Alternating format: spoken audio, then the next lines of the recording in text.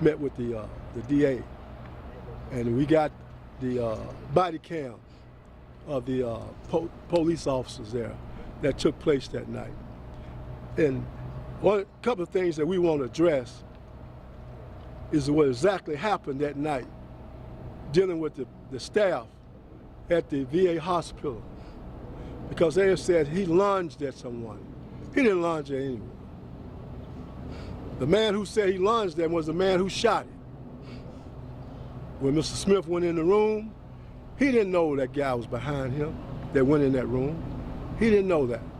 So we want to just point those out up front, because the only thing you've been hearing what the hospital has said or the VA people said there. This is Miss Lonnie Smith. This is his mother right here.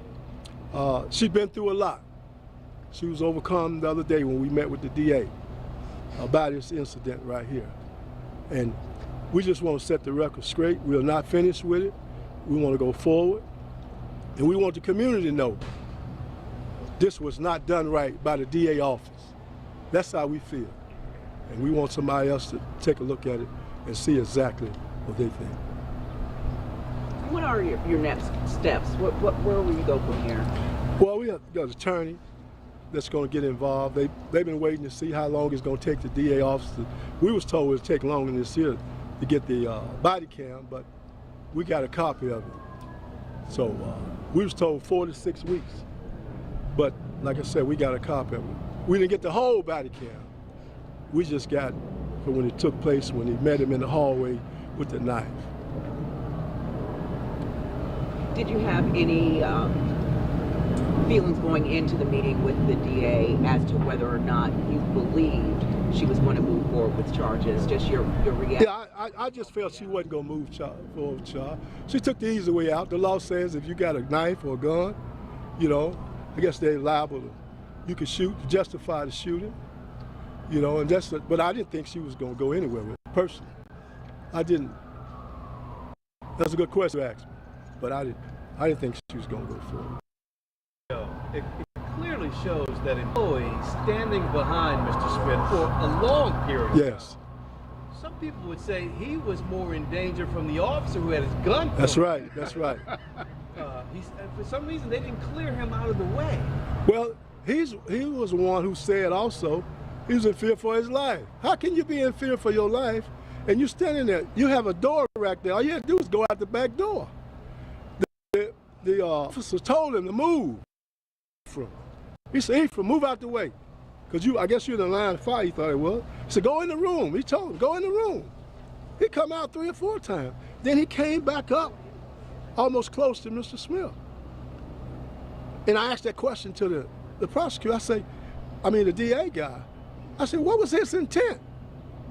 Because surely he didn't have to be there. He didn't look afraid to me. He didn't have to be there. Now, when Mr. Smith went in that room, he did not know that guy went in that room. The police told Mr. Smith to go in that room. And then one of them said, see, that's the other problem. Too many people are talking to de-escalate things. You know, one of the police officers said, let me talk to you in this room back here. He said that. You know, I got it on tape. We listened to it this morning. He said that to him. But too many people was talking to de-escalation. And how you gonna de-escalate something and you got the gun pointed at the man? Directly at it. You know? Mr. Smith was in a state of wanting to leave here. There's no way to put it. He said, shoot me, shoot me. You know, I'm tired. But he didn't deserve to die like that. And then when you went in the room, the first 4 shots were probably in the back. You know? Because he went behind. Even in the room, Mr. Smith had the knife to his neck. At all times, he kept the knife up to his neck. He did that. So we don't know what the threat was. When you guys met with the DA's office, did they walk you through what was seen on the tape, or they just tell you their decision? Well, they just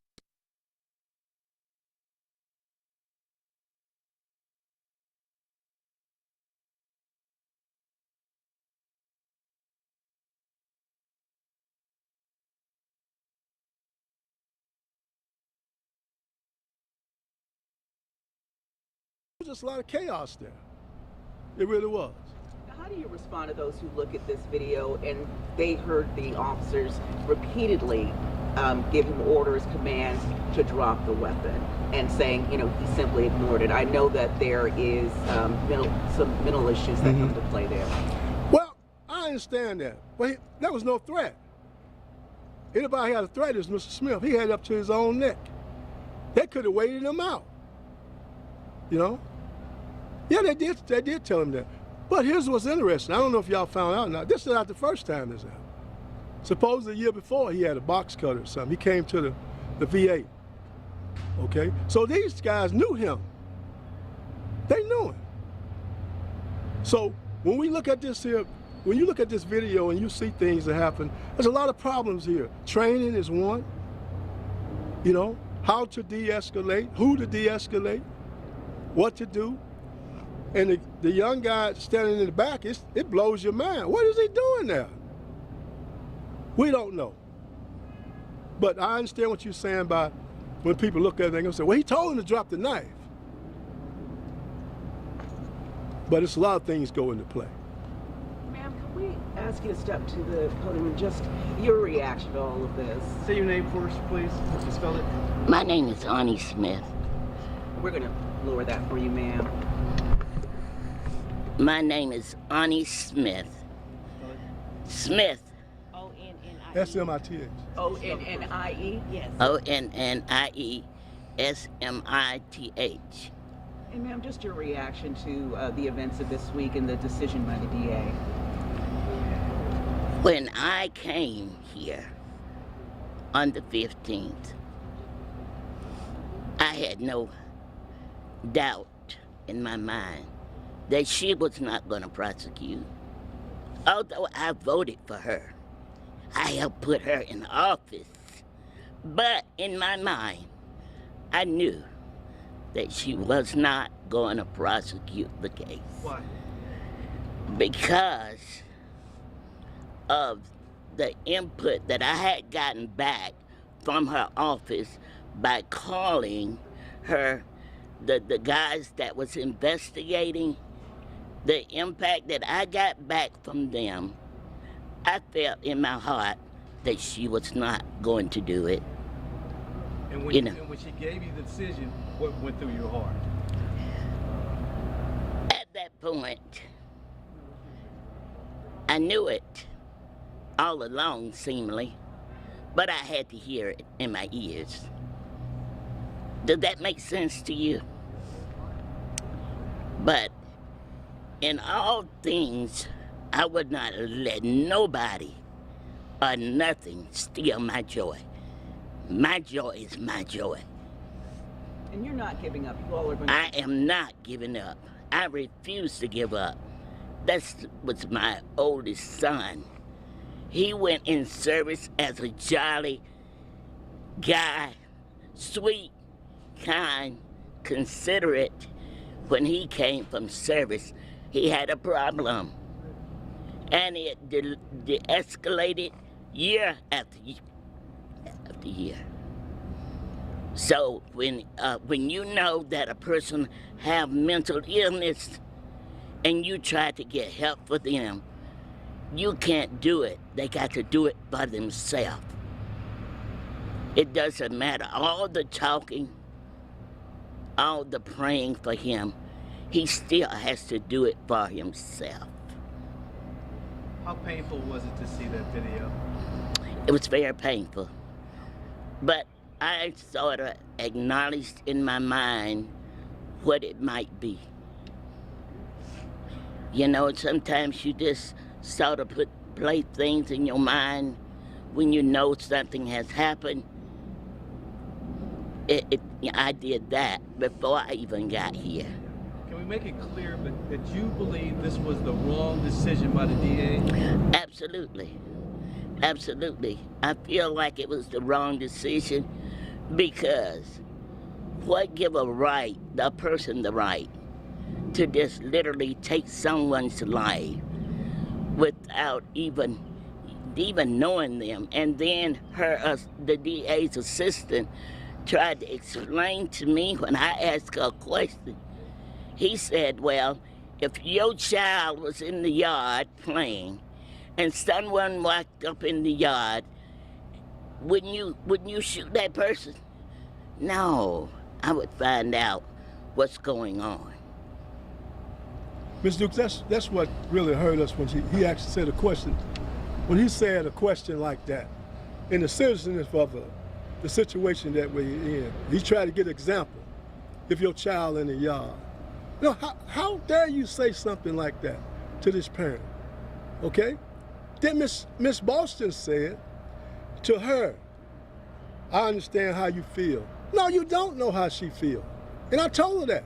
Unless you lost a child, you don't know how she feels. Now, I understand what you mean by it, but you don't know. Sometimes we say things we never should say. And that was one of the times that both of them said something that you never should say. He never answered the question. Ms. Smith, where do you go from here? I go forward. I go forward. I'm not going back. I'm not looking back. My family and I, we're going forward. We're going to do what we have to do to get justice for John. That was my oldest child. I feel like he'd do justice, as well as all of you do justice if something happened. I feel like he'd do justice. I get the impression you don't want this to happen to anyone else. I don't.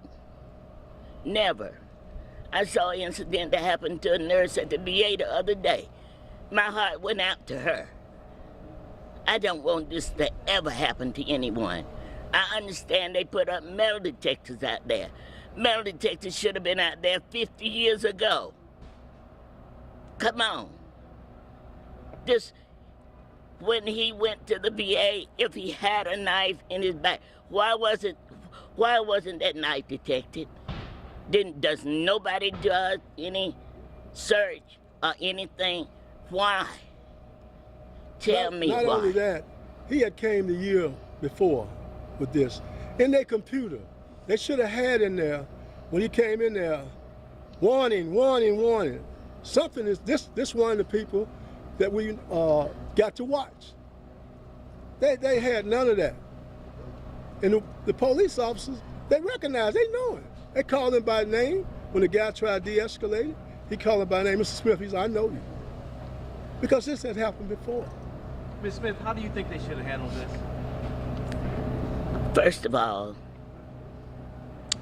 number one, when a person that's an officer at any VA or whatever call you at 1:15 approximately in the morning and didn't know whether anyone was there with me, to tell me that you need to come to the VA because your son has been killed here. Now this is approximately 1:15. Luckily, my son David was there with me at that time, because if he had not, my pressure probably would have went sky high. No telling what might have happened. I don't know. But I do know there should be some type of protocol in place when things happen. The VA should be educating their workers how to treat the vets. They need to know how to treat them. They served this country. They went off and fought for this country, so all of us could be here today. If not, probably we wouldn't even be here. Amen. So now that we're in this position, it's gonna go to somebody else's door. Sooner or later, it's gonna hit somebody else's door. My heart goes out. My heart goes out. Because like I say, it's gonna hit somebody else's door. It might not be at the VA, but it's gonna hit someone else's door. So we, as a family, we're gonna continue to do what we need to do to get some justice for John. Any other question? Thank you. We want to thank you for coming out today. Thank you very much. And I thank y'all so much for all that you do I truly thank you because you all get the word out. That's what your job is, to get the word out to the public. I thank you. My family thank you. Thank